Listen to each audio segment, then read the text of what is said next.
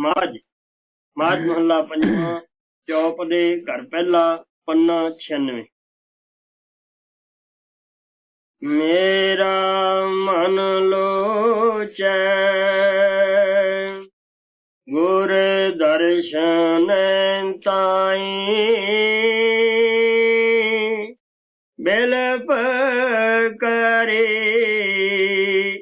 ਚਾਤ੍ਰਿਕ ਕੀ ਨਿਆਈ। ਮੇਰਾ ਮਨ ਲੋਚੈ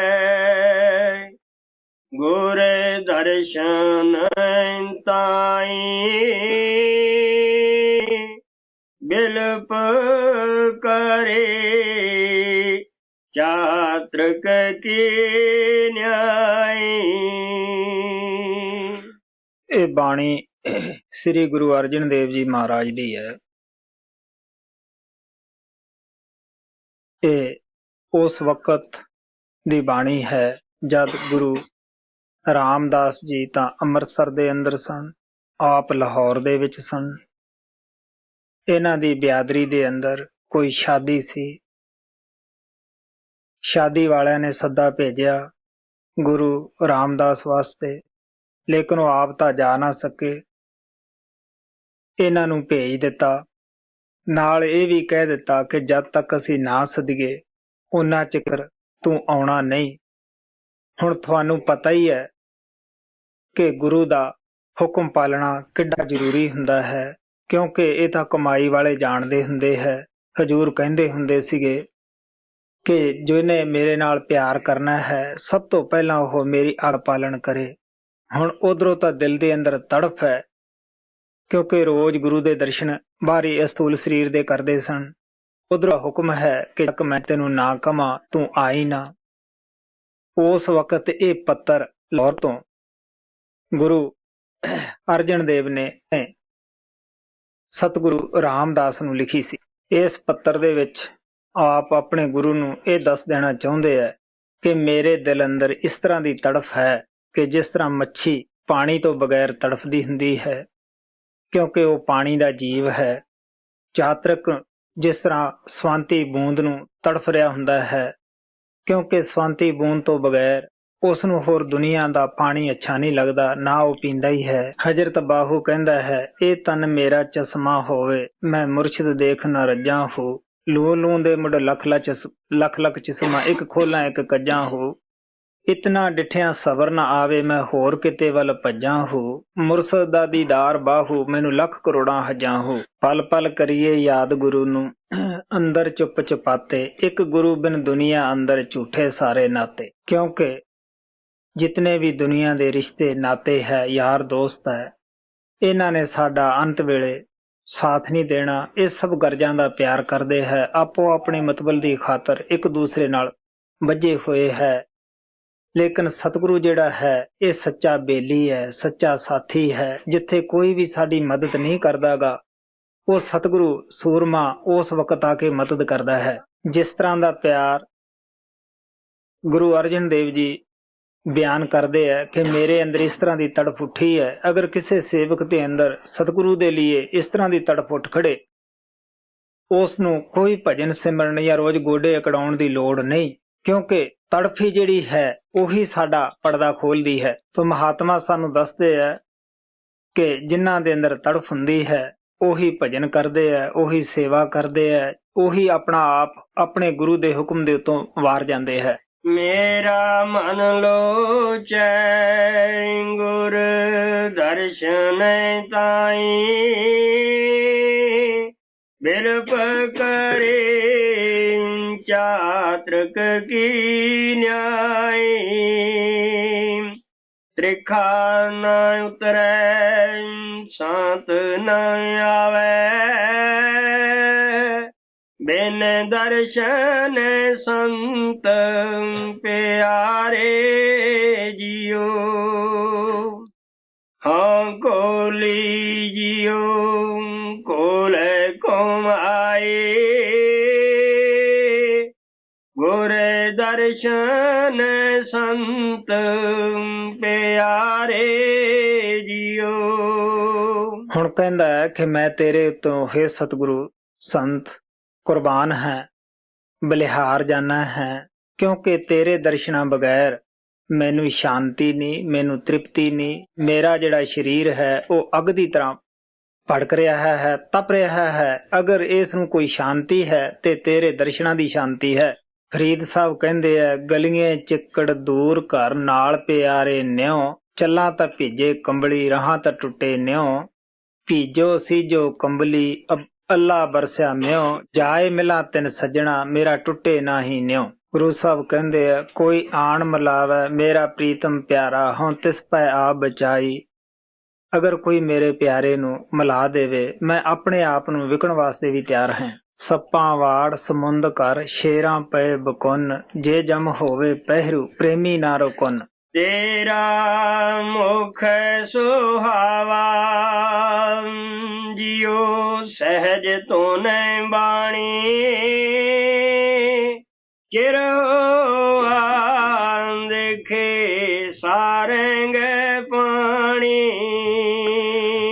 ਹੁਣ ਆਪ ਕਹਿੰਦੇ ਐ ਕਿ ਮੈਨੂੰ ਬੜਾ ਚਿਰ ਹੋ ਗਿਆ ਸਤਿਗੁਰੂ ਤੇਰੇ ਸਤਸੰਗ ਦੇ ਵਿੱਚ ਗਏ ਨੂੰ, ਕਿਉਂਕਿ ਆਪ ਲਾਹੌਰ ਦੇ ਅੰਦਰ ਹੈ, ਸਤਸੰਗ ਅੰਮ੍ਰਿਤਸਰ ਦੇ ਵਿੱਚ 30 ਮੀਲ ਪਾਸੇ ਹੋ ਰਿਹਾ ਹੈ। ਕਹਿਣ ਲੱਗੇ ਚਿਰ ਹੋਆ ਦੇਖੇ ਸਾਰੰਗ ਪਾਣੀ, ਜਿਸ ਤਰ੍ਹਾਂ ਪਪੀਹੇ ਨੂੰ ਪਾਣੀ ਮਿਲੇ ਨੂੰ ਬੜਾ ਚਿਰ ਹੋ ਗਿਆ, ਉਹ ਤੜਫ ਰਿਹਾ ਹੈ, ਇਸ ਤਰ੍ਹਾਂ ਮੈਨੂੰ ਤੇਰਾ ਦਰਸ਼ਨ ਮਿਲੇ ਨੂੰ ਬੜਾ ਵਕਤ ਹੋ ਗਿਆ ਹੈ, ਸਤਸੰਗ ਨਹੀਂ ਮਿਲਿਆ, ਮੈਂ ਤੜਫ ਰਿਹਾ ਹਾਂ। ਤੂੰ ਮੇਰੀ ਆਵਾਜ਼ ਨੂੰ ਸੁਣ, ਮੇਰੇ ਤੇ ਰਹਿਮ ਕਰ ਦਿਆ ਕਰ। ਜਿੰਨਾ ਲੱਗੇ ਪ੍ਰੇਮ ਤਮਾਚੇ, ਘਰ ਦੇ ਕੰਮੋਂ ਗਈਆਂ, ਲੈਣਾ ਦੇਣਾ ਸਭ ਛੁੱਟਿਆ, ਖੂਬ ਚ ਪਈਆਂ ਵਈਆਂ।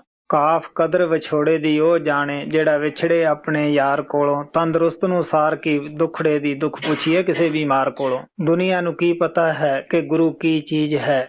ਗੁਰੂ ਦਾ ਪਤਾ ਗੁਰੂ ਦੇ ਸੇਵਕਾਂ ਨਹੀਂ ਹੁੰਦਾ ਹੈ। ਜਿਨ੍ਹਾਂ ਦਾ ਪਰਦਾ ਖੁੱਲ ਜਾਂਦਾ ਹੈ, ਉਹਨਾਂ ਨੂੰ ਪਤਾ ਹੈ ਕਿ ਗੁਰੂ ਕੀ ਹਸਤੀ ਹੈ, ਗੁਰੂ ਕੀ ਦਾਤ ਦਿੰਦਾ ਹੈ। ਧਨ ਸੋ ਦੇਸ ਜਹਾਂ ਤੂੰ ਵਸਿਆ, ਮੇਰੇ ਸੱਜਣ ਮੀਤ ਮੁਰਾਰੇ ਜਿਉ। ਹਾਂ ਕੋਲੀ ਹਾਂ ਕੋਲ ਘੁਮਾਏ, ਗੁਰ ਸੱਜਣ ਮੀਤ ਮੁਰਾਰੇ ਜਿਉ। ਹੁਣ ਇਤਨੀ ਤੜਫ ਆ ਬਿਆਨ ਕਰਦੇ ਆ ਕਿ ਧੰਨ ਉਹ ਪਿੰਡ ਹੈ, ਧੰਨ ਉਹ ਦੇਸ ਹੈ ਜਿਹਦੇ ਵਿੱਚ ਤੂੰ ਰਹਿ ਰਿਹਾ ਹੈ, ਵਸ ਰਿਹਾ ਹੈ, ਔਰ ਧੰਨ ਉਹ ਜੀਵ ਹੈ ਜਿਹੜੇ ਤੇਰਾ ਦਰਸ਼ਨ ਕਰਕੇ ਲਾਭ ਉਠਾ ਰਹੇ ਹੈ। ਸਾ ਧਰਤ ਪਈ ਹਰਿਆਵਲੀ, ਜਿੱਥੇ ਮੇਰਾ ਸਤਿਗੁਰੂ ਬੈਠਾ ਜਾਏ, ਸੇ ਜੰਤ ਪਏ ਹਰਿਆਵਲੇ, ਜਿਨੀ ਮੇਰਾ ਸਤਿਗੁਰੂ ਦੇਖਿਆ ਜਾਏ।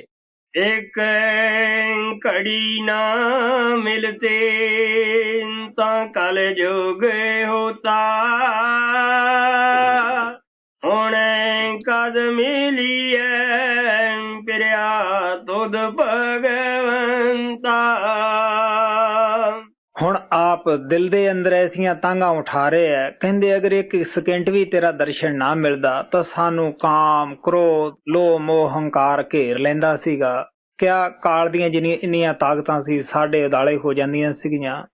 ਤਾਂ ਇੱਥੋਂ ਬਗੈਰ ਤੂੰ ਹੀ ਇੱਕ ਦਾਤਾ ਹੈ, ਤੂੰ ਹੀ ਦਿਆਵਾਨ ਹੈ, ਸਾਨੂੰ ਇਹਨਾਂ ਚੀਜ਼ਾਂ ਤੋਂ ਬਚਾਉਣ ਵਾਲਾ। ਕਿ ਹੁਣ ਤੂੰ ਮੈਨੂੰ ਕਦੋਂ ਦਰਸ਼ਨ ਦੇਵੇਂਗਾ, ਕਦੋਂ ਆਪਣੇ ਕੋਲੇ ਬੁਲਾਵੇਂਗਾ, ਕਿਉਂਕਿ ਤੇਰੇ ਸੱਦੇ ਬਿਨਾਂ ਤਾਂ ਤੂੰ ਕਿਹਾ ਆਈ ਨਾ। ਇਸ ਵਾਸਤੇ ਦਿਲ ਦੇ ਅੰਦਰ ਤਾਂਘਾਂ ਉੱਠ ਰਹੀਆਂ ਹੈ ਕਿ ਕਿਸ ਤਰ੍ਹਾਂ ਗੁਰੂ ਕੋਲੇ ਬੁਲਾਵੇ, ਕਿਸ ਤਰ੍ਹਾਂ ਦਰਸ਼ਨ ਦੇਵੇ, ਔਰ ਕਿਸ ਤਰ੍ਹਾਂ ਆਤਮਾ ਨੂੰ ਧੀਰ ਜਾਵੇ।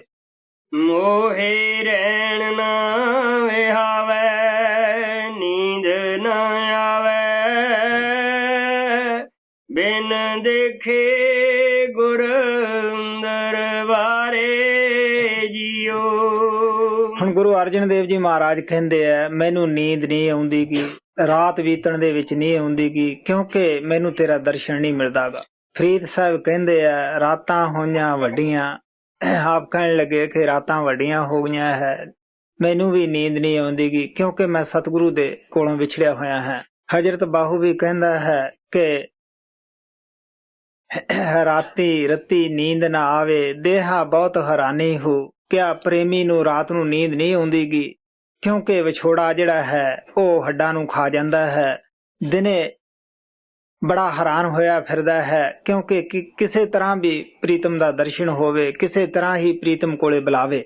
ਜਿਸ ਦੇ ਦਿਲ ਦੇ ਅੰਦਰ ਪ੍ਰੀਤਮ ਦੇ ਮਿਲਣ ਦਾ ਸ਼ੌਕ ਹੁੰਦਾ ਹੈ, ਉਹ ਮਾਲਕ ਦੇ ਮਿਲਿਆ ਹੋਇਆਂ ਸਾਧੂ ਸੰਤਾਂ ਦੇ ਹਾੜੇ ਕੱਢਦਾ ਹੈ ਕਿ ਕਿਸ ਤਰ੍ਹਾਂ ਕੋਈ ਉਸ ਮਾਲਕ ਦੀ ਗੱਲ ਹੀ ਸੁਣਾ ਦੇਵੇ, ਕਿਸ ਤਰ੍ਹਾਂ ਉਸ ਪ੍ਰਮਾਤਮਾ ਦਾ, ਉਸ ਪਿਆਰੇ ਦਾ ਕੋਈ ਸੰਦੇਸ਼ ਹੀ ਲਿਆ ਕੇ ਦੇ ਦੇਵੇ। ਮਜਨੂ ਦਾ ਲੇਲਾ ਦੇ ਨਾਲ ਪਿਆਰ ਸੀਗਾ, ਹਾਲਾਂਕਿ ਦੁਨੀਆਦਾਰੀ ਦਾ ਪਿਆਰ ਸੀਗਾ। ਔਰ ਇੱਕ ਦਫਾ ਲੇਲਾ ਦੀ ਤਰਫੋਂ ਹਵਾ ਕਹਿੰਦਾ, ਅਗਰ ਕੋਈ ਮੇਰੀ ਅੱਖ ਵਿੱਚ ਦੀ ਦੇਖੇ ਤਾਂ ਹੀ ਲੇਲਾ ਦੀ ਸੂਰਤ ਦਿਸ ਸਕਦੀ ਹੈ, ਦੁਨੀਆ ਨੂੰ ਕੀ ਪਤਾ ਉਹ ਕਿਹੇ ਜੀ ਹੈ। ਲੇਲਾ ਬਾਦਸ਼ਾਹ ਦੀ ਲੜਕੀ ਸੀਗੀ, ਮਜਨੂ ਉਹਦੇ ਖਾਤਰ ਫਕੀਰ ਹੋ ਗਿਆ ਸੀਗਾ। ਲੇਲਾ ਨੇ ਹਰ ਦੁਕਾਨ ਦੇ ਉੱਤੇ ਇਹ ਕਹਿ ਦਿੱਤਾ ਕਿ ਮਜਨੂ ਜੋ ਵੀ ਚੀਜ਼ ਮੰਗੇ ਉਸ ਨੂੰ ਦੇ ਦੇਣੀ ਹੈ। ਅਨੇਕਾਂ ਹੀ ਝੂਠੇ ਮਜਨੂ ਬਣ ਕੇ ਬਹਿ ਗਏ। ਲੱਗਿਆ ਸ਼ਹਿਰ ਉਜੜਨ। ਇੱਕ ਦਿਨ ਸਾਰੇ ਸ਼ਹਿਰ ਦੇ ਮਹਾਜਨ ਬਾਦਸ਼ਾਹ ਦੇ ਪਾਸ ਆਏ ਕਿ ਮਜਨੂ ਇੱਕ ਹੈ ਜਾਂ ਅਨੇਕ ਹੈ।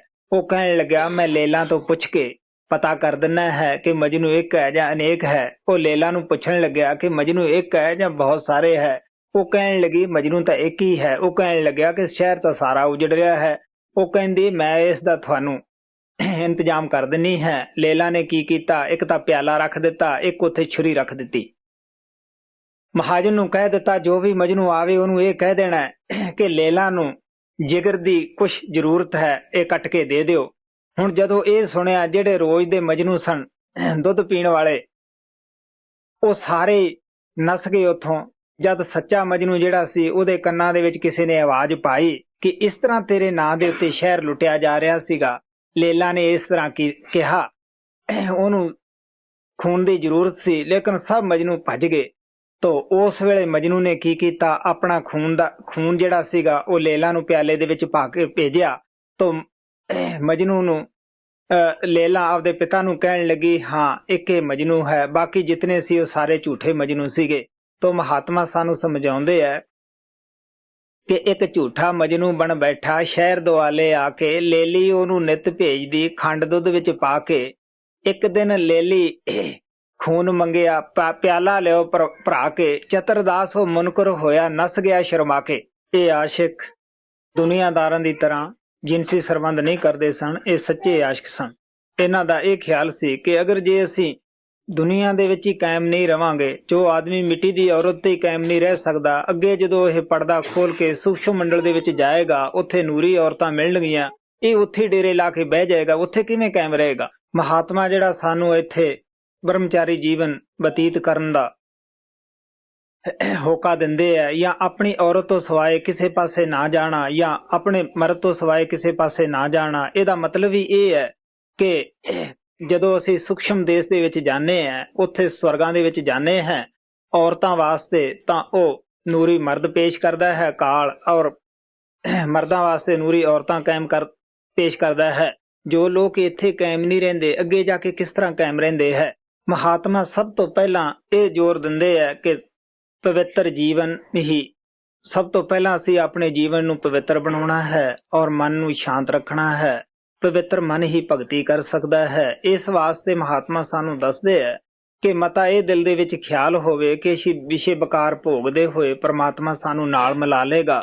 ਇਹ ਤੁਸੀਂ ਦਿਲ 'ਚੋਂ ਹੀ ਖਿਆਲ ਕੱਢ ਦਿਓ। ਜਿਤਨੇ ਵੀ ਅਸੀਂ ਵਿਸ਼ੇ ਬਕਾਰ ਭੋਗਦੇ ਹਾਂ, ਇਹ ਤਾਂ ਅਸੀਂ ਪ੍ਰਮਾਤਮਾ ਨੂੰ ਮਖੌਲ ਕਰ ਰਹੇ ਹਾਂ। ਮੋਹੇ ਰਹਿਣ ਨਾ ਵਿਹਾਵੇ, ਨੀਂਦ ਨਾ ਆਵੇ, ਬਿਨ ਦੇਖੇ ਗੁਰ ਦਰਬਾਰੇ ਜਿਉ। ਹਉ ਕੋਲੀ ਜਿਉ ਕੋਲ ਘੁਮਾਈ, ਤਿਸ ਸੱਚੇ ਗੁਰ ਦਰਬਾਰੇ ਜਿਉ। ਭਾਗ ਹੁਆ ਗੁਰ ਸੰਤ ਮਿਲਾਇਆ, ਪ੍ਰਭ ਅਵਨਾਸ਼ੀ ਘਰ ਮੈਂ ਪਾਇਆ। ਹੁਣ ਗੁਰੂ ਅਰਜਨ ਦੇਵ ਜੀ ਮਹਾਰਾਜ ਉਸ ਪਰਮਾਤਮਾ ਦੀ ਮਹਿਮਾ ਬਿਆਨ ਕਰਦੇ ਹੈ, ਉਸ ਪਰਮਾਤਮਾ ਦਾ ਧੰਨਵਾਦ ਕਰਦੇ ਹੈ। ਕਹਿਣ ਲੱਗੇ ਕਿ ਸਾਡੇ ਤੇ ਪਰਮਾਤਮਾ ਨੇ ਦਇਆ ਕੀਤੀ, ਮਿਹਰ ਕੀਤੀ ਕਿ ਸਾਨੂੰ ਸੰਤ ਸਤਿਗੁਰੂ ਮਿਲਾਇਆ। ਔਰ ਜਦ ਸੰਤ ਸਤਿਗੁਰੂ ਨੇ ਦਇਆ ਕੀਤੀ, ਉਹਨੇ ਕੀ ਕਿਹਾ ਕਿ ਉਹ ਪਰਮਾਤਮਾ ਜਿਸ ਦੀ ਤੈਨੂੰ ਤਲਾਸ਼ ਹੈ, 24 ਘੰਟੇ ਜਿਹਦੀ ਖਾਤਰ ਤੂੰ ਵਿਲਕ ਰਿਹਾ, ਤੜਫ ਰਿਹਾ ਹੈ, ਉਹ ਕੋਈ ਦੂਰ ਨਹੀਂ, ਉਹ ਤਾਂ ਤੇਰੇ ਸਰੀਰ ਦੇ ਅੰਦਰ ਹੈ, ਤੇਰੀ ਦੇਹ ਔਰ ਵਜੂਦ ਦੇ ਅੰਦਰ ਹੈ। ਕਬੀਰ ਸਾਹਿਬ ਕਹਿੰਦੇ ਆ, ਜਿਉ ਤਿਲ ਮਾਹੀ ਤੇਲ ਹੈ, ਜਿਉ ਚਖਮਖ ਮੇ ਆਗ, ਤੇਰਾ ਪ੍ਰੀਤਮ ਤੁਝ ਮੇ ਜਾਗ ਸਕੇ ਤੋ ਜਾਗ। ਅਸੀਂ ਕੀ ਕਰਦੇ ਹਾਂ, ਪਰਮਾਤਮਾ ਜਿੱਥੇ ਰਹਿੰਦਾ ਹੈ ਉਸ ਜਗ੍ਹਾ ਤੋਂ ਉਸ ਨੂੰ ਢੂੰਡਦੇ ਨਹੀਂ, ਉਸ ਜਗ੍ਹਾ ਭਾਲਦੇ ਨਹੀਂ। ਅਸੀਂ ਬਾਹਰ ਮੁਖੀ ਹੋ ਜਾਂਦੇ ਹਾਂ, ਕਰਮਕਾਂਡ ਦੇ ਵਿੱਚ ਉਲਝ ਜਾਂਦੇ ਹਾਂ। ਕਿਆ ਬਾਹਰ ਉਸ ਪਰਮਾਤਮਾ ਨੂੰ ਪੱਥਰਾਂ 'ਚ, ਪਾਣੀਆਂ 'ਚ, ਕਾਗਜ਼ਾਂ 'ਚ ਭਾਲਦੇ ਹਾਂ। ਯੂਸਫ ਦੇ ਭਰਾਵਾਂ ਨੇ ਦੇਖਿਆ ਕਿ ਇਹ ਹੋਣਹਾਰ ਲੜਕਾ ਹੈ, ਅੱਛਾ ਹੈ, ਸਿਆਣਾ ਹੈ। ਅਗਰ ਇਹ ਸਾਡੇ ਕੋਲ ਰਿਹਾ, ਸਾਡਾ ਮਾਨ ਤਾਨ ਨਹੀਂ ਹੋਏਗਾ, ਸਭ ਲੋਕ ਇਸ ਨੂੰ ਮੰਨਣਗੇ। ਉਸ ਨੂੰ ਇੱਕ ਖੂਹ ਦੇ ਵਿੱਚ ਸਿੱਟ ਦਿੱਤਾ। ਮਿਛਰ ਦੇ ਸੁਦਾਗਰ ਜਾ ਰਹੇ ਸੀਗੇ, ਉਹਨਾਂ ਨੇ ਦੇਖਿਆ ਕੋਈ ਇਨਸਾਨ ਦਾ ਬੱਚਾ ਖੂਹ ਦੇ ਵਿੱਚ ਡਿੱਗਿਆ ਪਿਆ ਹੈ। ਉਹਨਾਂ ਨੇ ਰਹਿਮ ਖਾ ਕੇ ਯੂਸਫ ਨੂੰ ਖੂਹ ਦੇ ਵਿੱਚੋਂ ਕੱਢ ਲਿਆ ਔਰ ਮਿਛਰ ਦੇ ਬਾਦਸ਼ਾਹ ਨੂੰ ਜਾ ਕੇ ਵੇਚ ਦਿੱਤਾ। ਉਸ ਨੇ ਉਸ ਨੂੰ ਆਪਣੇ ਮਹੱਲ ਦੇ ਵਿੱਚ ਸੇਵਾਦਾਰ ਦੇ ਤੌਰ ਦੇ ਉੱਤੇ ਰੱਖਿਆ। ਹੁਣ ਯੂਸਫ ਬੜਾ ਸੋਹਣਾ ਸੀਗਾ, ਬੜਾ ਅੱਛਾ ਕਾਬਲ ਸੀਗਾ। ਜਿਹੜੀ ਜ਼ੁਲੇਖਾ ਸੀ ਉਹ ਮਿਛਰ ਦੇ ਬਾਦਸ਼ਾਹ ਦੀ ਬੇਗਮ ਸੀ। ਉਸ ਦੇ ਉੱਤੇ ਬੇਈਮਾਨ ਹੋ ਗਈ। ਉਸ ਨੇ ਇੱਕ ਦਿਨ ਕਈ ਮਕਾਨਾਂ ਦੇ ਅੰਦਰ ਉਹਨੂੰ ਸੱਦਿਆ। ਜਦ ਯੂਸਫ ਨੂੰ ਅੰਦਰ ਸੱਦਿਆ, ਉੱਥੇ ਉਹਨੇ ਖੋਟਾ ਖਿਆਲ ਪ੍ਰਗਟ ਕੀਤਾ। ਹੁਣ ਯੂਸਫ ਸੋਚਦਾ ਹੈ ਕਿ ਅਗਰ ਮੈਂ ਇਹਦੇ ਆਖੇ ਲੱਗ ਗਿਆ ਤਾਂ ਮੇਰਾ ਧਰਮ ਚਲਿਆ ਜਾਏਗਾ, ਅਗਰ ਮੈਂ ਨਾ ਇਸ ਦੇ ਆਖੇ ਲੱਗਿਆ ਤਾਂ ਇਹ ਮੇਰੇ ਤੇ ਝੂਠਾ ਕੇਸ ਬਣਾ ਦੇਗੀ, ਮੈਨੂੰ ਇਹ ਕਤਲ ਕਰਾ ਦੇਗੀ। ਅਜੇ ਯੂਸਫ ਸੋਚ ਹੀ ਰਿਹਾ ਸੀਗਾ, ਜ਼ੁਲੇਖਾ ਉੱਥੇ ਇੱਕ ਪੱਥਰ ਦੀ ਮੂਰਤੀ ਪਈ ਸੀ ਜਿਸ ਨੂੰ ਉਹ ਮੰਨਦੀ ਹੁੰਦੀ ਸੀ, ਉਹਦੇ ਉੱਤੇ ਕੱਪੜਾ ਪਾਉਣ ਲੱਗੀ। ਯੂਸਫ ਕਹਿਣ ਲੱਗਿਆ, ਇਹ ਕੀ? ਉਹ ਕਹਿਣ ਲੱਗੀ, ਇਹ ਮੇਰਾ ਮਹਿਮੂਦ ਹੈ, ਮੈਂ ਇਸ ਨੂੰ ਮੰਨਦੀ ਹੁੰਨੀ ਆ, ਆਪਾਂ ਹੁਣ ਮੰਦ ਕਰਮ ਕਰਾਂਗੇ, ਇਹ ਦੇਖੇਗਾ। ਯੂਸਫ ਕਹਿਣ ਲੱਗਿਆ ਕਿ ਤੂੰ ਤਾਂ ਇੱਕ ਪੱਥਰ ਤੋਂ ਡਰਦੀ ਹੈ ਕਿ ਇਹ ਦੇਖੇਗਾ। ਜਿਹੜਾ ਮੇਰਾ ਪਰਮਾਤਮਾ ਹੈ ਉਹ ਤਾਂ ਹਰ ਜਗ੍ਹਾ ਦੇਖਦਾ ਹੈ, ਮੇਰੇ ਅੰਦਰ ਬੈਠਾ ਹੈ। ਯੂਸਫ ਇੰਨੀ ਕਹਿੰਦਿਆਂ ਭੱਜ ਤੁਰਿਆ। ਉਹਨੇ ਪਿੱਛੋਂ ਕੁੜਤਾ ਫੜਿਆ ਔਰ ਕੁੜਤਾ ਜਿਹੜਾ ਸੀਗਾ ਉਹ ਫਟ ਗਿਆ। ਲੇਕਿਨ ਉਹ ਆਪਦੇ ਕਰਮ ਕਮਾਉਣ ਦੇ ਵਿੱਚ, ਮੰਦ ਕਰਮ ਕਮਾਉਣ ਦੇ ਵਿੱਚ ਕਾਮਯਾਬ ਨਾ ਹੋਈ। ਆਖਰ ਉਹ ਪੈ ਗਈ। ਬਾਹਰੋਂ ਬਾਦਸ਼ਾਹ ਆਇਆ। ਉਹ ਪੁੱਛਣ ਲੱਗਿਆ, ਕੀ ਗੱਲ ਤੂੰ ਪਈ ਹੈ? ਉਹ ਕਹਿਣ ਲੱਗੀ, ਮੈਂ ਕੀ ਦੱਸਾਂ ਕਿ ਯੂਸਫ ਨੇ ਮੇਰੀ ਬੇਇੱਜ਼ਤੀ ਕਰ ਦਿੱਤੀ ਹੈ। ਹੁਣ ਬਾਦਸ਼ਾਹ ਉਹਨਾਂ ਦਿਨਾਂ ਦੇ ਵਿੱਚ ਬੜੇ ਅੱਛੇ ਨਿਆਂ ਕਰਦੇ ਹੁੰਦੇ ਸੀ, ਸਜ਼ਾ ਵੀ ਬੜੀਆਂ ਕਰੜੀਆਂ ਹੁੰਦੀਆਂ ਸੀਗੀਆਂ। ਅਹਿਲਕਾਰਾਂ ਨੂੰ ਸੱਦਿਆ ਕਿ ਯੂਸਫ ਨੇ ਆਹ ਕੰਮ ਕੀਤਾ ਹੈ। ਹੁਣ ਅਹਿਲਕਾਰ ਕਹਿਣ ਲੱਗੇ ਕਿ ਦੇਖੋ ਜੀ, ਜੇ ਤਾਂ ਕੁੜਤਾ ਅੱਗੋਂ ਪਾਟਿਆ ਹੈ ਤਾਂ ਯੂਸਫ ਝੂਠਾ ਹੈ, ਅਗਰ ਪਿੱਛੋਂ ਪਾਟਿਆ ਹੈ ਤੇ ਜ਼ੁਲੇਖਾ ਝੂਠੀ ਹੈ। ਜਦ ਯੂਸਫ ਨੂੰ ਸੱਦਿਆ, ਯੂਸਫ ਨੇ ਪਹਿਲਾਂ ਤਾਂ ਸਾਰੀ ਕਹਾਣੀ ਸੁਣਾਈ। ਫਿਰ ਜਦ ਦੇਖਿਆ ਕੁੜਤਾ ਪਿੱਛੋਂ ਫਟਿਆ ਹੋਇਆ ਸੀਗਾ। ਸੋ ਕਹਿਣ ਦਾ ਭਾਵ ਇਹ ਕਿ ਜਿਹੜੇ ਮਾਲਕ ਦੇ ਪਿਆਰੇ ਹੈ ਉਹਨਾਂ ਨੂੰ ਹਰ ਜਗ੍ਹਾ ਪਰਮਾਤਮਾ ਦਿਸਦਾ ਹੈ, ਉਹ ਪਰਮਾਤਮਾ ਤੋਂ ਡਰਦੇ ਹੈ। ਅਸੀਂ ਦੁਨੀਆਦਾਰ ਪੱਥਰਾਂ ਤੋਂ ਡਰਦੇ ਹਾਂ। ਸਾਨੂੰ ਪਤਾ ਹੀ ਹੈ, ਅਗਰ ਅਸੀਂ ਲੈਂਪ ਜਗਾਉਣਾ ਹੋਵੇ, ਉਹਦੇ ਵਿੱਚ ਤੇਲ ਹੋਵੇ, ਬੱਤੀ ਹੋਵੇ, ਚਿਮਨੀ ਵਗੈਰਾ ਠੀਕ ਹੋਵੇ, ਪਹਿਲਾਂ ਤਿਆਰ ਕੀਤੀ ਹੋਵੇ, ਜਦ ਵੀ ਲੋੜ ਪਵੇ ਸਿਰਫ ਇੱਕ ਤੀਲੀ ਘਸਾਉਣ ਦੀ ਜ਼ਰੂਰਤ ਹੈ। ਅਗਰ ਇਸ ਦੇ ਉਲਟ ਕੋਈ ਲੈਂਪ, ਉਹਦੀ ਚਿਮਨੀ ਕਿਤੇ ਹੋਵੇ, ਬੱਤੀ ਵੀ ਨਾ ਹੋਵੇ, ਤੇਲ ਵੀ ਨਾ ਹੋਵੇ, ਤੁਹਾਨੂੰ ਪਤਾ ਹੀ ਹੈ ਕਿ ਉਸ ਨੂੰ ਜਗਾਉਣ ਤੇ ਪਹਿਲਾਂ ਵਕਤ ਲੱਗਦਾ ਹੈ। ਇਸੇ ਤਰ੍ਹਾਂ ਜਿਸ ਦੇ ਅੰਦਰ ਸੱਚੀ ਤੜਫ ਹੈ ਔਰ ਜ਼ਿੰਦਗੀ ਬੜੀ ਸੱਚੀ ਸੁੱਚੀ ਹੈ, ਉਹ ਗੁਰੂ ਦੇ ਮਿਲਣ ਤੋਂ ਪਹਿਲਾਂ ਹੀ ਪਰਮਾਤਮਾ ਅੱਗੇ ਹਾੜੇ ਕੱਢਦਾ ਹੈ ਕਿ ਮੈਨੂੰ ਐਸਾ ਗੁਰੂ ਮਿਲਾ ਕਿ ਜਿਹੜਾ ਤੈਨੂੰ ਮਿਲਾ ਸਕੇ। ਸਾਨੂੰ ਪਤਾ ਹੀ ਹੈ ਕਿ ਐਸੀ ਆਤਮਾ ਗੁਰੂ ਦੇ ਕੋਲੇ ਜਾਣੀ ਇਸ ਤਰ੍ਹਾਂ ਹੈ ਕਿ ਜਿਸ ਤਰ੍ਹਾਂ ਖੁਸ਼ਕ ਬਰੂਦ ਨੂੰ ਅੱਗ ਦੇ ਨੇੜੇ ਕਰ ਦਈਏ। ਆਪ ਕਹਿੰਦੇ ਆ, ਭਾਗ ਹੋਇਆ ਗੁਰੂ ਸੰਤ ਮਿਲਾਇਆ, ਪ੍ਰਭ ਅਬਨਾਸ਼ੀ ਘਰ ਮੇ ਪਾਇਆ, ਸੇਵ ਕਰੀ ਪਲ ਚਸਾ ਨਾ ਵਿਛੜਾ, ਜਨ ਨਾਨਕ ਦਾਸ ਤੁਮਾਰੇ ਜੀਓ। ਅੱਛਾ,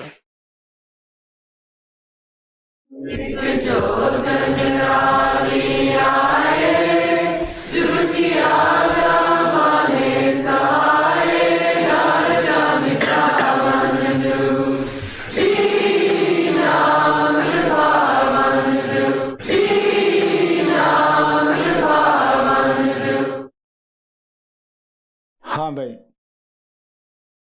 ਮਿਲੋ ਕਿਰਪਾਲ ਪਿਆਰਿਆ, ਤੈਨੂੰ ਦਿਲ ਦਾ ਹਾਲ ਸੁਣਾ। ਮਿਲੋ ਕਿਰਪਾਲ ਪਿਆਰਿਆ, ਤੈਨੂੰ ਦਿਲ ਦਾ ਹਾਲ ਸੁਣਾਵਾਂ। ਦੁੱਖਾਂ ਵਿੱਚ ਪੈ ਗਈ ਜਿੰਦੜੀ, ਤੈਥੋਂ ਬਿਨਾ ਸ਼ਾਂਤ ਨਾ ਹੋਈ। ਬਿਰਹੋਂ ਦੇ ਤੀਰ ਅੱਜ ਦੇ ਤੇਰੀ ਯਾਦ ਆਏ ਤਾਂ ਦਿਲ ਰੋਵੇ। ਦੁੱਖਾਂ ਵਿੱਚ ਪੈ ਗਈ ਜਿੰਦੜੀ, ਤੈਥੋਂ ਬਿਨਾ ਸ਼ਾਂਤ ਨਾ ਹੋਵੇ। ਬਿਰਹੋਂ ਦੇ ਤੀਰ ਵੱਜਦੇ, ਤੇਰੀ ਯਾਦ ਆਏ ਤਾਂ ਦਿਲ ਰੋਵੇ। ਤੈਥੋਂ ਬਿਨਾ ਮੇਰਾ ਕੋਈ ਨਾ, ਜਿਹਨੂੰ ਦਿਲ ਦਾ ਭੇਦ ਬਤਾਵਾਂ। ਮਿਲੋ ਕਿਰਪਾਲ ਪਿਆਰਿਆ, ਤੈਨੂੰ ਦਿਲ ਦਾ ਹਾਲ ਸੁਣਾਵਾਂ। ਉਹ ਪਰਮ ਪਿਤਾ ਕਿਰਪਾਲ ਮਹਾਨ ਸੀ, ਉਸ ਦੀ ਮਹਿਮਾ ਬਿਆਨ ਨਹੀਂ ਕਰੀ ਜਾ ਸਕਦੀ ਗੀ। ਜਿਤਨੇ ਵੀ ਸੰਤ ਮਹਾਤਮਾ ਇਸ ਸੰਸਾਰ ਮੰਡਲ ਤੇ ਆਏ, ਸਭ ਨੇ ਆਪਣੇ ਗੁਰੂ ਦੀ ਯਾਦ ਵਿੱਚ ਬੜੇ ਹੀ ਸ਼ਬਦ, ਦੋੜੇ, ਗੀਤ ਲਿਖੇ, ਲੇਕਿਨ ਉਸ ਅਥਾਹ ਸਮੁੰਦਰ ਦਾ ਫਿਰ ਵੀ ਉਹ ਪਾਰ ਨਾ ਪਾ ਸਕੇ। ਸਹਿਜੋ ਬਾਈ ਨੇ ਕਿਹਾ ਸੀ, ਅਗਰ ਮੈਂ 7 ਸਮੁੰਦਰਾਂ ਦੀ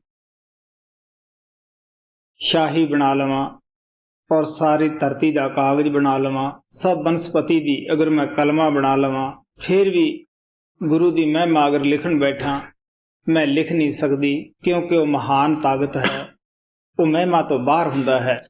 ਗੁਰੂ ਦੀ ਤਾਕਤ ਦਾ, ਗੁਰੂ ਦੇ ਪਿਆਰ ਦਾ ਜਦ ਤੱਕ ਅਸੀਂ ਬਾਹਰ ਬੈਠੇ ਹਾਂ, ਸਾਨੂੰ ਨਹੀਂ ਪਤਾ ਲੱਗਦਾਗਾ ਕਿ ਉਹ ਕਿਤਨੀ ਦਇਆ, ਕਿਤਨੀ ਪਿਆਰ ਜਾਂ ਹਮਦਰਦੀ ਆਤਮਾ ਵਾਸਤੇ ਲਿਆਉਂਦਾ ਹੈ।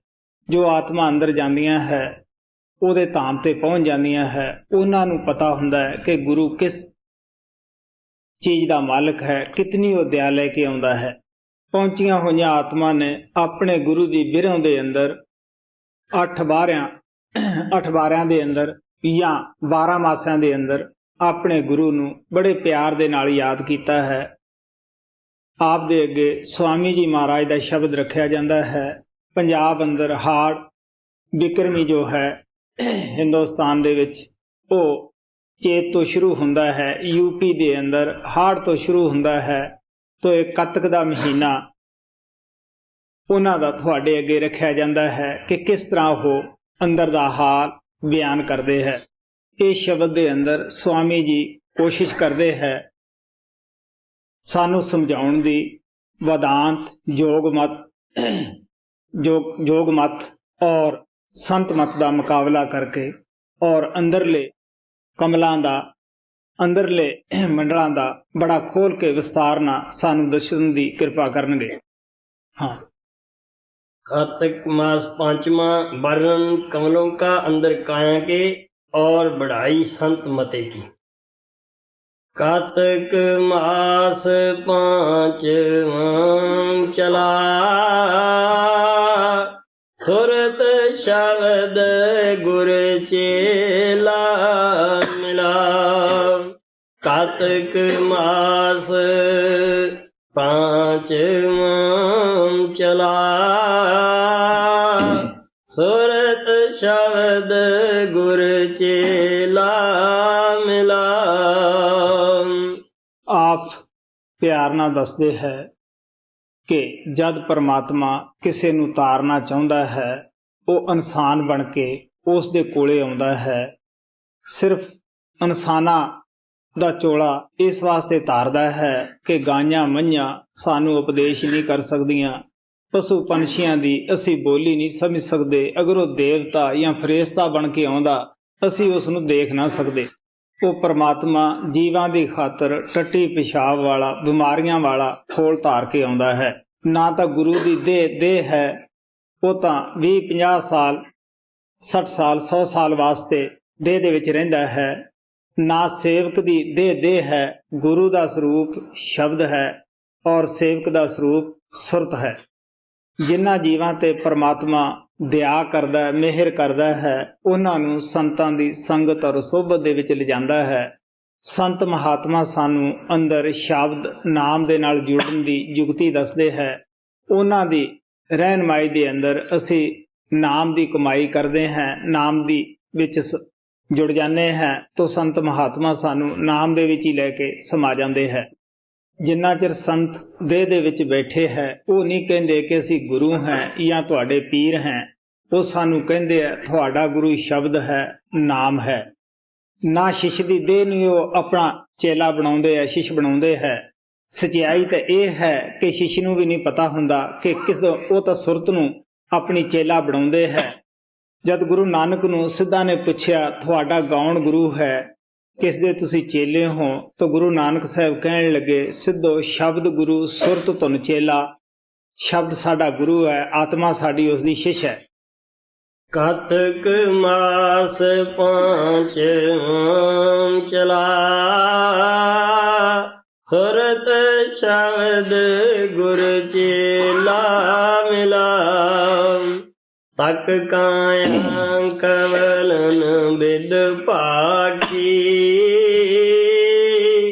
ਕਮਲ ਦੁਆਦਸ ਕਾਇਆ ਰਾਖੀ। ਹੁਣ ਜੋ ਸੰਤ ਸਤਿਗੁਰੂ ਹੁੰਦੇ ਹੈ ਉਹ ਆਪਣੇ ਸ਼ਿਸ਼ ਤੋਂ ਕੁਝ ਵੀ ਛੁਪਾ ਕੇ ਨਹੀਂ ਰੱਖਦੇਗੇ। ਪਿਆਰਾ ਪਿਤਾ ਜਿਹੜਾ ਹੁੰਦਾ ਹੈ ਆਪਣੇ ਪਿਆਰੇ ਬੇਟੇ ਅੱਗੇ ਸਭ ਕੁਝ ਹੀ ਜ਼ਾਹਰ ਕਰ ਦਿੰਦਾ ਹੈ ਕਿ ਇਤਨਾ ਧਨ ਪਦਾਰਥ ਹੈ, ਇਹਨੂੰ ਇਸ ਤਰ੍ਹਾਂ ਤੈਂ ਕਮਾਉਣਾ ਹੈ, ਇਸ ਤਰ੍ਹਾਂ ਇਹਦੇ ਵਿੱਚ ਵਾਧਾ ਕਰਨਾ ਹੈ। ਹੁਣ ਉਹਨੂੰ ਕਹਿੰਦੇ ਆ ਦੇਖ ਬੇਟਾ, ਇਹ ਤੇਰੀ ਦੇਹ ਦੇ 6 ਚੱਕਰ ਹੈ, 9 ਦੁਆਰੇ ਹੈ, 12 ਇਸ ਦੇ ਕਮਲ ਹੈ, 12ਵਾਂ ਕਮਲ ਸੱਚਖੰਡ ਦੇ ਵਿੱਚ ਹੈ। ਤਕ ਕਾਇਆ ਕਵਲਨ ਬਿਦ ਭਾਖੀ, ਕਮਲ ਦੁਆਦਸ ਕਾਇਆ ਰਾਖੀ। ਪ੍ਰਥਮ ਕਮਲ ਗਣੇਸ਼ ਬਿਲਾਸਾ, ਕਮਲ ਦੂਸਰੇ ਬ੍ਰਹਮ ਬਾਸਾ। ਹੁਣ ਆਪ ਕਹਿੰਦੇ ਆ ਇਹ ਦੇਹ ਜਿਹੜੀ ਤੇਰੀ ਹੈ ਇਹ ਹੱਡ ਚਮ ਮਾਸ ਦੀ ਹੀ ਨਹੀਂ, ਇਸ ਦੇ ਅੰਦਰ ਪਰਮਾਤਮਾ ਨੇ ਬੜੇ ਖਜ਼ਾਨੇ ਰੱਖੇ ਹੋਏ ਹੈ। ਕਬੀਰ ਸਾਹਿਬ ਕਹਿੰਦੇ ਆ ਇਸ ਦੇ ਅੰਦਰ ਲੱਖਾਂ ਸੂਰਜ, ਚੰਦ, ਸਿਤਾਰੇ, ਬਾਗ ਬਹਾਰਾਂ, ਜੋ ਵੀ ਬਾਹਰ ਸਮੁੰਦਰ ਵਗੈਰਾ ਅਸੀਂ ਦੇਖਦੇ ਹਾਂ ਸਭ ਪਰਮਾਤਮਾ ਨੇ ਸੂਖਸ਼ਮ ਰੂਪ ਦੇ ਅੰਦਰ ਇਸ ਦੇ ਅੰਦਰ ਰੱਖੇ ਹੋਏ ਆ। ਫਿਰ ਕਹਿਣ ਲੱਗੇ ਬੜੀ ਪਤੇ ਦੀ ਗੱਲ ਇਹ ਹੈ ਕਿ ਇਹਨਾਂ ਦਾ ਸਿਰਜਣਹਾਰਾ ਜਿਹੜਾ ਮਾਲੀ ਹੈ, ਇਹਨਾਂ ਨੂੰ ਪੈਦਾ ਕਰਨ ਵਾਲਾ ਜਿਹੜਾ ਪਰਮਾਤਮਾ ਹੈ, ਉਹ ਵੀ ਇਸੇ ਸਰੀਰ ਦੇ ਅੰਦਰ ਹੀ ਬੈਠਾ ਹੈ। ਅਸੀਂ ਇਸ ਮਿੱਟੀ ਦੀ ਦੇਹ ਨੂੰ ਤਾਂ ਸਾਰਾ ਦਿਨ ਬਹੁਤ ਸਾਰਾ ਵਕਤ ਸਵਾਰਨ ਦੇ ਵਿੱਚ ਲਾਉਨੇ ਹੈ, ਲੇਕਿਨ ਕਦੇ ਅਸੀਂ ਇਸ ਦੀ ਅੰਦਰਲੀ ਖੂਬਸੂਰਤੀ ਨੂੰ ਕਦੇ ਨਹੀਂ ਦੇਖਿਆ। ਉਹ ਕਹਿੰਦੇ ਦੇਖ ਬੱਚਾ, ਤੂੰ ਬੜੇ ਅਰਸੇ ਤੋਂ ਇਸ ਦੇਹ ਦੇ ਵਿੱਚ ਬੈਠਾ ਹੋਇਆ ਹੈ, ਕਦੇ ਅੰਦਰ ਜਾ ਕੇ ਝਾਤੀ ਮਾਰੀ ਕਿ ਜਿਹੜਾ ਇਸ ਦੇਹ ਨੂੰ ਚਲਾ ਰਿਹਾ ਹੈ, ਜਿਹਦੇ ਆਸਰੇ ਇਹ ਭੱਜ ਰਹੀ ਹੈ, ਜਿਹਦੇ ਆਸਰੇ ਹੋਣ ਕਰਕੇ ਸਾਡਾ ਆਦਰ ਮਾਨ ਹੈ, ਕਹਿਣ ਲੱਗੇ ਕਦੇ ਉਸ ਨੂੰ ਮਿਲਣ ਦੀ ਕੋਸ਼ਿਸ਼ ਕੀਤੀ ਅੰਦਰ ਜਾ ਕੇ।